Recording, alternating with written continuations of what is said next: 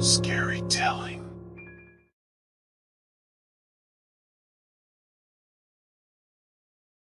As a mortician, I've seen some pretty disturbing things over the years. But nothing quite prepared me for the experience that I had a few years ago. It was a typical day at work, and I was preparing a child's body for a viewing. I had always found it difficult to work with children, but it was part of my job, and I did my best to remain professional. As I was working, I felt a strange sensation on the back of my neck. At first, I thought it was just my imagination, but then I felt a sharp tug on my hair. I spun around, expecting to see one of my colleagues playing a prank on me. But the room was empty. I shrugged it off and continued with my work. A few minutes later, I heard a giggle. It was soft and childlike, and it sent a shiver down my spine. I looked around, but there was still no one there. That's when I noticed that the door to the room had slammed shut. It was a heavy, metal door, and it was impossible for it to shut on its own. Suddenly, all of my machines stopped. The lights flickered, and it was dead quiet.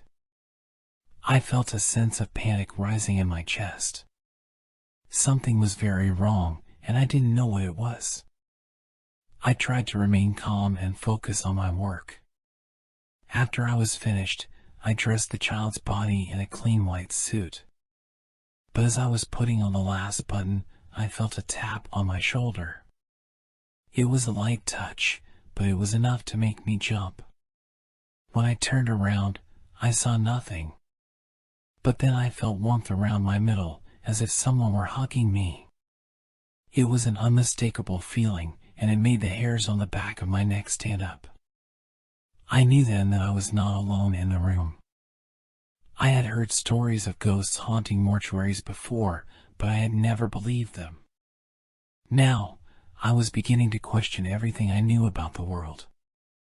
I quickly gathered my things and left the room, shutting the door behind me. As I walked down the hallway, I felt like someone was watching me. I turned around, but there was no one there.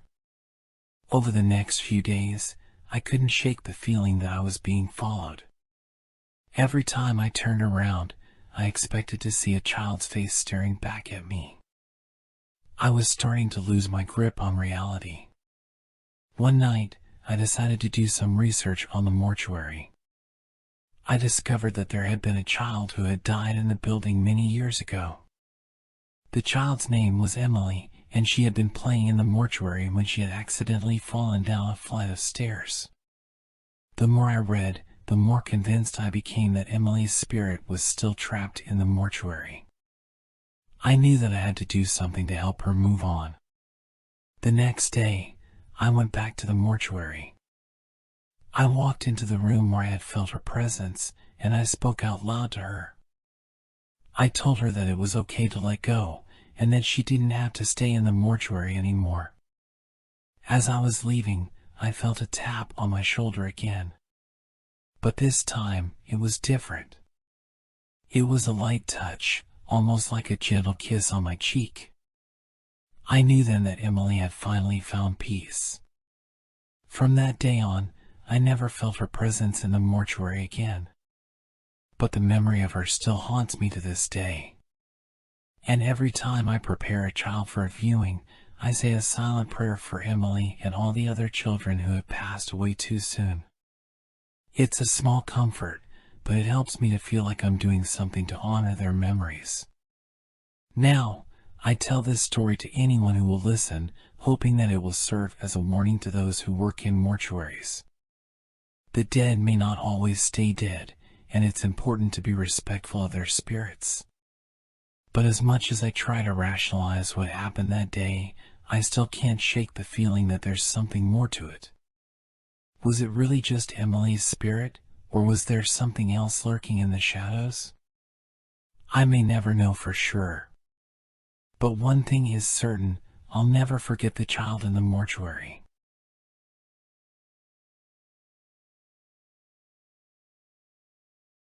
I always considered myself a skeptic when it came to supernatural occurrences.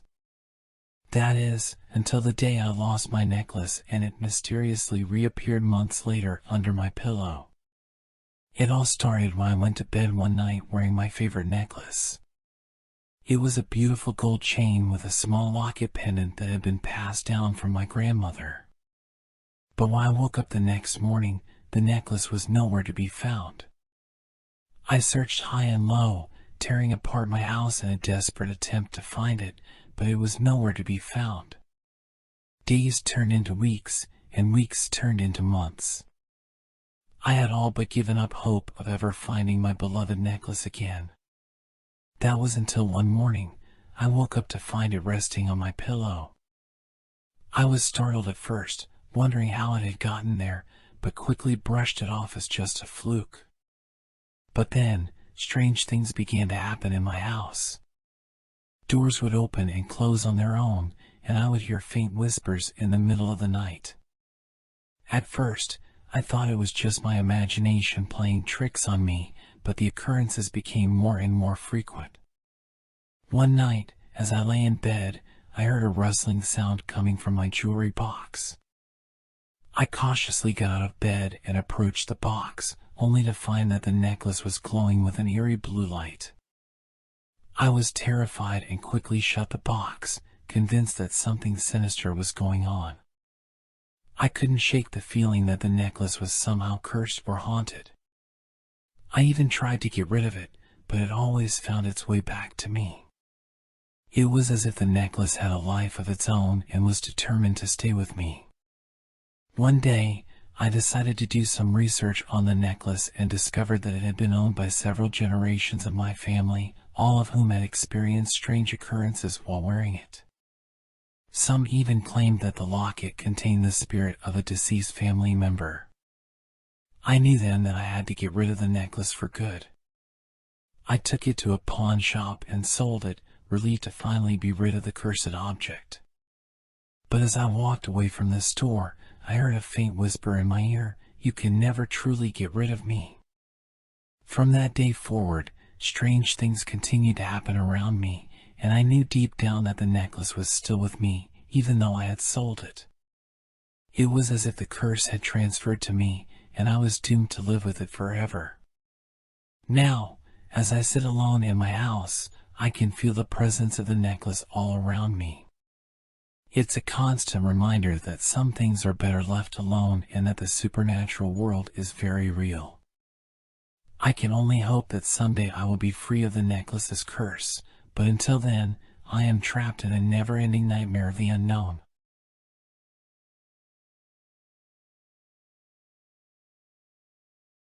I've always been someone who struggles with getting a good night's rest. My mind races, my body tosses and turns, and it's not uncommon for me to wake up several times throughout the night. However, one night stands out above the rest, one that I will never forget. It was just another night, or so I thought. I went to bed at my usual time, but something felt off. I couldn't shake the feeling that something was watching me, but I shrugged it off as my imagination. As I drifted off to sleep, I felt a heaviness in my chest, and before I knew it, I was completely paralyzed. I couldn't move my arms or legs, and my chest felt like it was being crushed by a boulder.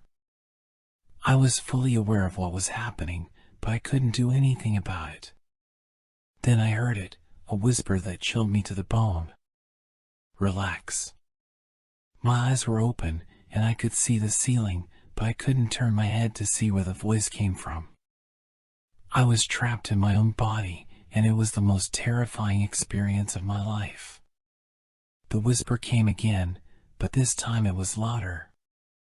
"Relax." I tried to scream, to move, to do anything, but my body wouldn't respond. It felt like I was trapped in this state forever, but finally, I was able to move my fingers. Slowly, I worked my way up to my arms and eventually my legs, and then the paralysis was gone. I bolted upright in bed, my heart racing, my breathing heavy. I looked around my dark bedroom, but everything was as it should be. I was alone, and nothing was out of place. I tried to convince myself that it was just a nightmare, but the memory of that whisper was burned into my mind. It wasn't until weeks later that I discovered I wasn't alone that night. I was watching a documentary about sleep disorders when they mentioned sleep paralysis, and then it hit me. The whisper I heard, the voice that chilled me to the bone, it wasn't just in my head. People with sleep paralysis often experience hallucinations, and in my case, it was a disembodied voice that whispered to me. The idea that someone, or something, was there with me in my most vulnerable state still haunts me to this day. I've tried to rationalize it, to convince myself that it was just my imagination, but deep down, I know it was something more. Was it a ghost, a demon, or just my own subconscious manifesting into something tangible? I may never know, but what I do know is that I never want to experience sleep paralysis again. Now, every night before I go to bed, I say a silent prayer, hoping that I will sleep peacefully and wake up refreshed. But there's always a nagging fear in the back of my mind that I'll hear that voice again, and I'll be trapped in my own body once more.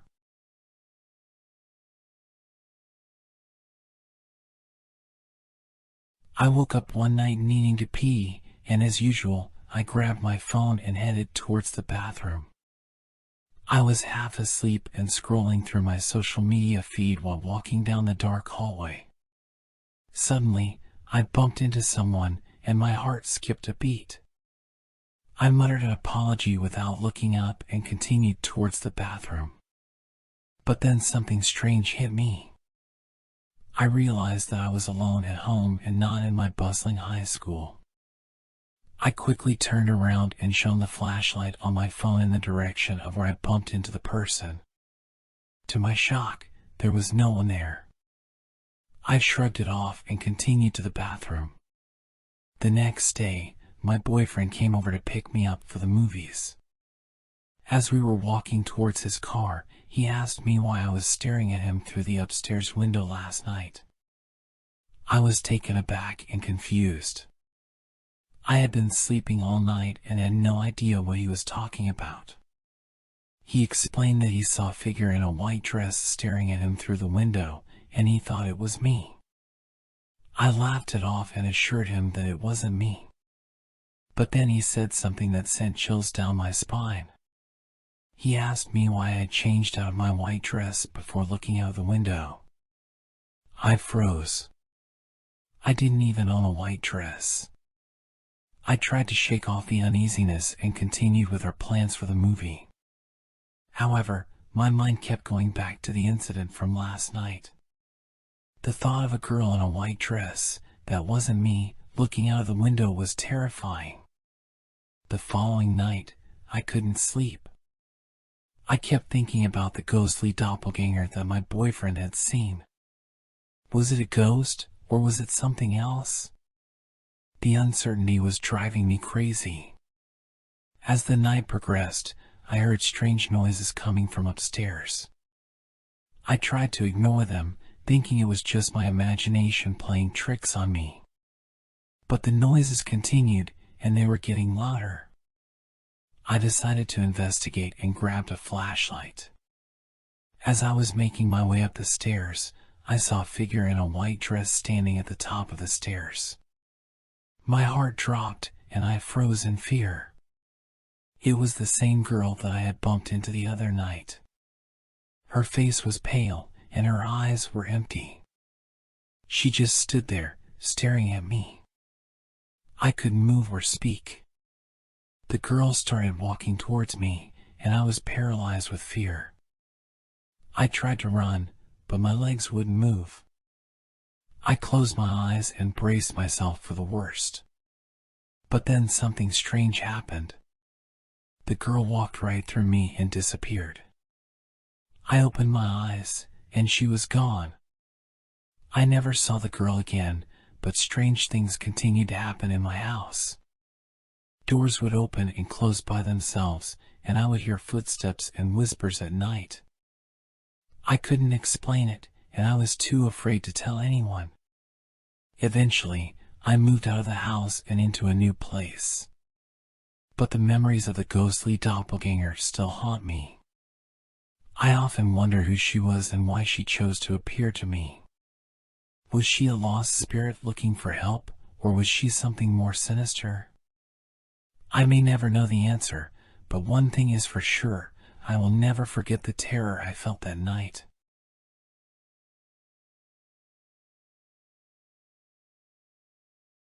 I never believed in the paranormal until that one fateful night. It started with a dream. A dream about my grandparents' anniversary party. They were sitting together at a table, surrounded by family and friends, just like their 50th anniversary party that I attended in my 20s. But as I looked closer, something was off. My grandpa was there, but he had passed away years ago. It couldn't be him, could it? And then it hit me. My grandma had also passed away. They were both dead. I woke up in a cold sweat, feeling uneasy. I tried to brush it off as just a weird dream, but something about it felt too real. The next morning, my parents called me with devastating news. My grandma had passed away in her sleep the night before. I was in shock, but at the same time, I felt like I already knew. I told my parents about the dream I had, and they were surprised but comforted by the idea that my grandma might have been trying to communicate with me from the other side.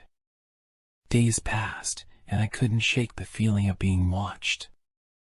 Every time I turned around, I felt like I was being followed. I couldn't sleep, and every night was filled with nightmares. One night, I woke up to the sound of footsteps outside my bedroom door. I was alone in the house, but the footsteps were getting louder and closer. I got out of bed, grabbed a baseball bat, and slowly opened the door. There was no one there. But then, I heard whispers, like voices coming from another room. I followed the sound and found myself standing in front of a closed door. I didn't know why, but I felt like I needed to open it. As soon as I turned the knob, a cold breeze rushed through the room, and the whispers grew louder. I stepped inside, and that's when I saw them. My grandparents, sitting together on a couch. I was frozen, speechless. My grandpa smiled at me and patted the empty spot next to him. My grandma looked up and said, "We've been waiting for you." I slowly walked towards them, feeling like I was in a trance.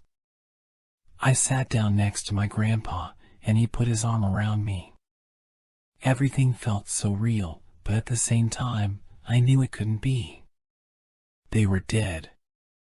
Suddenly, my grandpa's face changed, and he started to growl.